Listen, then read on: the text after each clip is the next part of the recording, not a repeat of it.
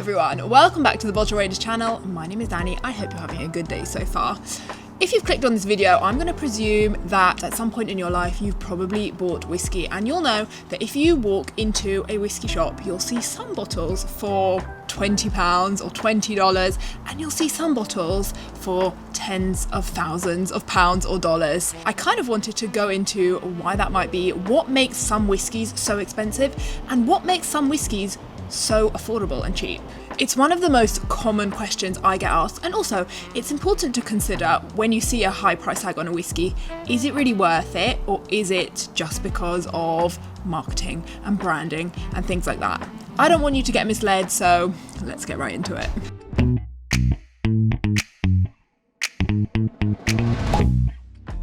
I'd say there are 5 main categories that affect the price of whiskey. Some of them are to do with the actual liquid and whether the liquid is better and the way it's made, and some of them are to do with the branding or the scarcity. Let's walk through those 5 big categories and you let me know what you think in the comments. The first one is what people always talk about, and that is age. A whiskey aged 15 or 18 or 21 years or even older are almost always going to cost more than a whiskey that's aged for, say, 10 years or 8 years, and there's very good reason for that. The thing about whiskey is that if a distillery sees that there's demand for, say, the 15-year expression from their range, and they want to produce more of it, that's going to take 15 years. So naturally, there's going to be a scarcity of products with the high age because it takes a long time for them to react to demand. The companies didn't know, say, 21 years ago, that this particular whiskey with a 21-year age statement would be so popular, so naturally there's going to be less of it. But there's something else to consider, and that's the angel's share. When you mature whiskey, it evaporates over time, typically with Scotch about 2% a year. So if you're waiting 20 years, you're going to have lost a substantial amount of that maturing whiskey to evaporation. That makes whatever is left rarer and therefore more valuable. But, and this is important, older whiskey is not always better. It can be, don't get me wrong, but it's not always the case. I've definitely tasted whiskies in a range where I actually prefer, say, the 15-year-old to the 18 or the 21. Whiskey can definitely be overaged, so sometimes the extra age is not worth the price, sometimes it is. It really depends on a case-by-case scenario. The next factor is the cask type and the maturation. This makes a huge difference to whiskey, not just in flavour profile, but also in the cost. Cheers, by the way. The most common types of cask used in Scotch making are bourbon barrels. That's because a lot of bourbon is made each year, and according to the rules of bourbon, you can't reuse an oak cask that has already been used. It has to be a charred new oak barrel. So there are a lot of bourbon barrels going spare, and that's why it's used a lot. As soon as you start using things like sherry casks or port casks or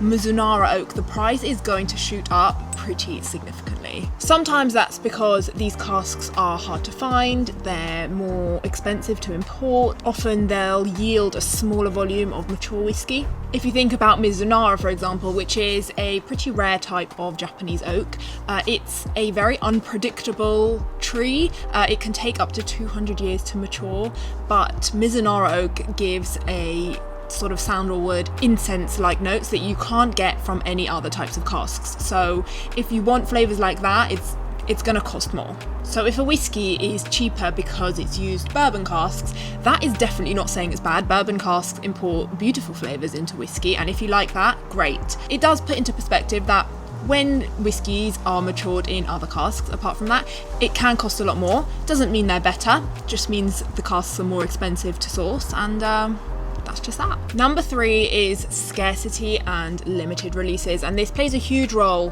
in the price of the whiskey you're buying. When a distillery bottles a limited edition, so say 500 bottles of a single cask, whiskey enthusiasts and whiskey collectors will hear those words and act on that immediately, and that can make the price skyrocket. At this point, you're not just paying for whiskey, you're also paying for the exclusivity of that whiskey. A great example of this is Springbank. As soon as they get released, even the most affordable bottles will sell straight away, and they will appear on the secondary market for 2 to 3 times the original selling price. These are released in small batches and they have a very loyal global following. So as soon as they're released, people realise the scarcity and the exclusivity of them, and they are on that straight away. A lot of Macallan bottles have this as well. Often with the more collectible bottles, they will have a massive premium on the price, and that's because collectors really love how rare this bottle is going to be and how few there are in the world. For the slightly murkier side, let's talk about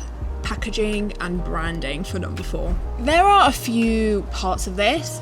Firstly, the box. Some whiskies come with no box, some come with a cardboard box, some come with a cardboard tube, some have crystal decanters, some have fancy corks, some have embellishments on the bottles. Something with a leather-bound presentation box is going to cost more than something that comes just the bottle on its own. This does happen a lot with more luxury bottles, but there are definitely more even supermarket style bottles that come with boxes that, again, naturally, these things cost money. A box costs money compared to no box. So naturally there is going to be more price passed on to the consumer. Branding also definitely plays a massive role. A brand like Macallan or Dalmore or Glenfiddich can command a higher price because of the years of experience and reputation that they've got behind them. Brand equity is very real, and sometimes the higher price is justified, sometimes it's not. Again, that's a case-by-case basis. Finally, we have production method and craft. Big distilleries are going to benefit from scale. So things like better machinery, they might have more workers. Craft producers, on the other hand, are more likely to use longer fermentations, slower distillations. A lot of the craft distilleries or family-run distilleries are not necessarily going to be the most efficient, but they have very specific methods that they adhere to that keeps their whiskey in their specific style. All of that can, of course, add complexity and depth and flavours to whiskey, but that can come at a higher cost. So when you think about all of those concepts and put it all together, you can come back to the question, is expensive whiskey actually worth it? Sometimes, absolutely yes. You can drink a 25-year whiskey matured in amazing quality sherry casks, made with the best techniques, and in that case you're almost drinking art, and I think it can be well worth the spend. I've also drank £500 bottles which are all box and no soul, and I've also tried things which have been £30 and they have been beautifully crafted, excellent balanced whiskies, things that punch well above their weight. There is no straight answer I can give you to whether expensive whiskey is worth it. It definitely can be and it definitely can't be. I'm really sorry if that's just frustrating and irritating. I think the best advice I can give you here is know your palate and don't be fooled that price equals good quality. Try everything you can, so at bars or tasting events, before you purchase an expensive bottle. Just don't assume that price equals quality. It doesn't. I'm curious to hear from you. What's the most expensive whiskey you've ever tried? And do you think that the price was justified? On the flip side, is there a whiskey that you've tried that's pretty good in price, pretty cheap, but something that punches well above its weight? I'd really love to hear about those too. If you are someone who likes whiskey, I would love it if you would subscribe to the Bottle Raiders YouTube page. It would really help me a lot. And give this video a like so I can know that you enjoyed it and I'll know what kind of content to create next time. I hope you have a good rest of your day, whatever your plans are. Follow for more.